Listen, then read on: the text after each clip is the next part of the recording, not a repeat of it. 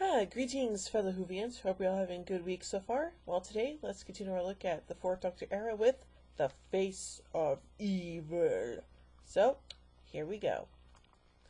The Doctor, traveling alone in the TARDIS, arrives on a jungle planet and encounters Leela, a savage from the local tribe who denounces him as the evil one of fable among her people. She's been exiled from her tribe, the Sevatim, for profaning their god Zuanin, who was kept prisoner by the Evil One and his followers, the Tesh, beyond a black wall. He speaks to them through the tribe's shaman, Neva. The Doctor finds a sophisticated sonic disruptor, which creates the force field that keeps creatures from attacking the village. The Sevatim will launch an attack on the domain of the Tesh to free their god, led by the combative Andor, who suspects Neva of being a false prophet. Okay. In Neva's holy tent, the Doctor inspects the ancient tribal relics, artifacts from an Earth survey expedition. He finds the transceiver used by Neva to hear the commands of Zuanin. It speaks with the Doctor's own voice, conveying exhilaration on hearing the Doctor that, "At last we are here, at last I shall be free of us." The Doctor tells some of the tribe of the Sevatim the Sevatim are the descendants of a survey team which left a Starfall 7 Earth colony ship. Interesting. The Doctor and Leela arrive at a clearing beyond where, carved into a mountain nearby, is an impression of the Doctor's face. I cannot recall why his face is depicted so. They notice a figure in a spacesuit in the mouth entrance and follow it through a projection of a wall. Beyond is a rocket, which the Doctor recalls as belonging to the Mordi expedition, his memory of earlier events now returning. Zuanin has detected the Doctor nearby, and when he reaches the ship, the god creature is both ecstatic that "we are here," while also maniacally pledging that "we must destroy us." The Doctor and Leela meet 3 representatives of the Tesh, who serve and worship Zuanin. The Doctor deduces both Sevatim and Tesh are descendants of the same crew from the Mordi expedition, with the Tesh, or technicians, involved in the same deadly eugenics exercise as the Sevatim, or survey team. The invisible creatures that attack the Sevatim are part of the same deranged scheme. Zuanin is a computer, designed to think independently. The Doctor had once repaired Zuanin, but forgot to wipe his personality print from the data core, leaving the computer with a split personality.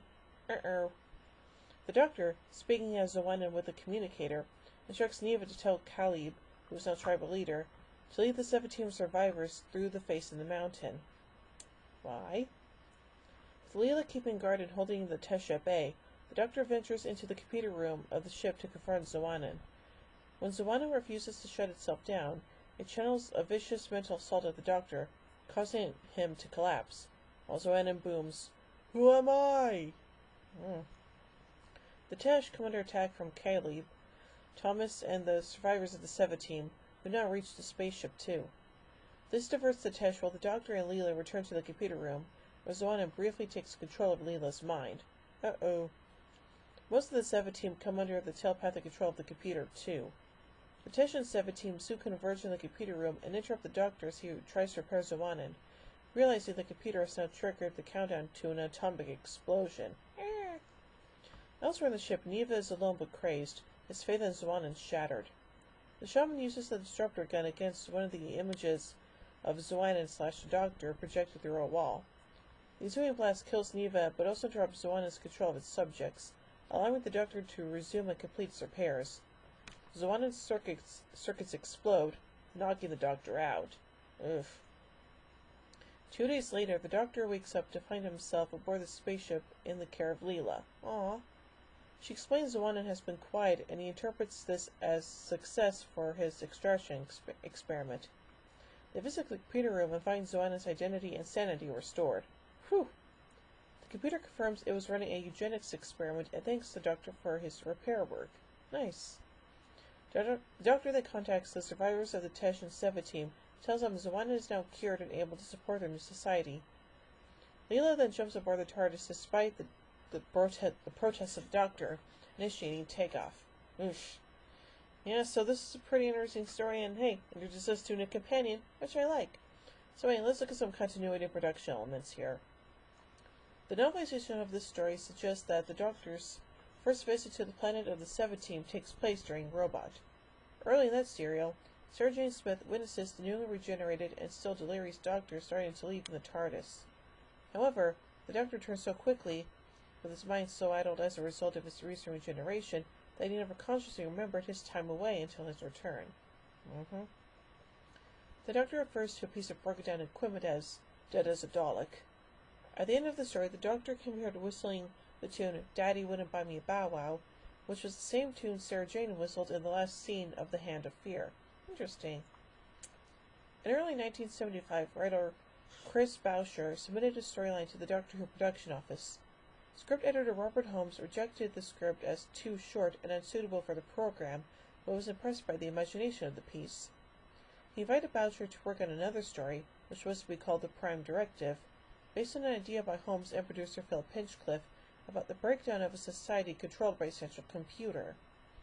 A few months later, in October 1975, Boucher delivered the story, now titled The Mentor Conspiracy. Over the next 3 months, Boucher and Holmes worked on the script, entitling it The Tower of Emelo. Hinchcliffe also had some input, coming up with the idea that the Doctor had visited the planet before, but his visit had a negative impact. The episodic scripts were then officially commissioned on January 27, 1976. As the script for the first episode arrived, the name had now changed to The Day God Went Mad. Hinchcliffe disliked the title, not due to religious connotations, but more because it was out of keeping with other titles. Boucher later agreed that it was, quote, pretentious. With the final script delivered in May 1976, production at Ealing Studios began on September 20th, with the closing scene of episode 1, the first to be filmed. This included a model shot of a mountainside which had the Doctor's face carved into it in the style of Mount Rushmore, an idea from Hinchcliffe. The Ealing filming involved scenes set in the Ealing jungle, which was originally to be recorded in real forest, but after the success of the previous season's Planet of Evil, it was decided to create a jungle in the film studios. Another film sequence for episode 1 included a scene where the Doctor threatens one of the tribesmen with a knife. Lead actor Tom Baker refused to threaten someone with a weapon and instead substituted for a jelly baby, much to Hinchcliffe's annoyance, who wasn't present at the day's filming. Episode 1 also introduced the character of Leela, who wasn't intended to be a new companion, but one of a character for whom the Doctor would interact. The idea was to introduce the new companion in the final story of the season, which later became The Talons of Weng Chiang, and featured 2 short-term companions in between. Abandoning this plan, the production team decided to make the feisty Leela the new companion instead. Thus, director Pennant Roberts set about auditioning 26 actresses for the role before finally settling on Louise Jameson. Jameson was surprised at the level of attention she received from the press and the subsequent male interest due to her wearing a scapular of a costume designed by John Bloomfield in the series. The actress was required to wear red contact lenses to turn her blue eyes to brown, which caused her great discomfort and was unable to wear them for long periods. Oof. By the time this story went into the television studios, the title of the serial had changed yet again to The Face of Evil. The set designer for the serial was Austin Ruddy in his only Doctor Who outing. Hinchcliffe was impressed with the sets and considers him as the best designer after Roger Murray Leach. In episode 3, several actors were employed to take on the voice of Zwanen, including Pamela Salem, who had also auditioned for the role of Leela and would then appear as a cast member in the following serial. Among these voices was a young boy, Anthony Fries, who was a pupil at the school in which Pennant Roberts' wife worked. Recording for the 4 episodes at the BBC Television Centre began in late September and continued until late October. The final work to be completed on the serial was dubbing in early December 1976. Lloyd McGuire later played General Lieutenant Tim Dexter in the audio play The Architects of History. David Garfield, who played Neva, played the alien Von Lyke, who headed the German troops held in the First World War Zone in the War Games. Leslie Schofield also appeared in the War Games in the role of Leroy. So yeah, overall a pretty interesting episode, and hey, like I said, introduces us to new companions, so I like that. So overall, I give The Face of Evil 4 sonic screwdrivers out of 5. We'll join me next week as we meet the robots of death. Anyway, oh, and before I forget, I'm also going to be making an announcement video today as well, so tune in for that. Anyway, so until next week, this is Hoovy and Queen saying, "Oh my giddy aunt! When I say run, run! I have a versatility of the neutron flow. Would you like a jelly, baby? Fantastic!